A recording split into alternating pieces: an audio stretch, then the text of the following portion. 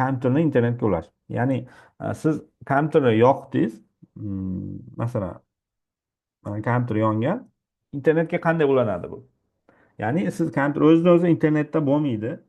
Э, Agar uyingizda domashniy kompyuter bo'lsa, PC bo'lsa, ya'ni protsessor alohida, monitor alohida kompyuter bo'lsa, unga alohida setiloy kabel ulangan bo'lishi kerak, LAN kabel. Shunda internet ishlaydi unda. Notebookga ham ulasa bo'ladi LAN kabelni. Telefoningizdan Wi-Fi tarqatgan bo'lsangiz, mana bu panel zadachidan mana bu yerni ochasiz va mana bu yerni rasmi turadi. Menda Wi-Fi ulangani uchun mana bu Wi-Fi to'lqin rasmi turibdi shu joyda. Sizda yerni rasmi zapret belgisi turgan bo'ladi X. Mana shuni bosasiz, mana bu yerda tarqatilgan Wi-Fi'lar chiqadi. Sizlar istalgan bittasini bosib, mana mm, 2 marta bosasiz, parol terisi chiqadi. Parol terib, подключить bosasiz. Mana shu yerdan загрузка ketib turib, Wi-Fi ga ulanadi.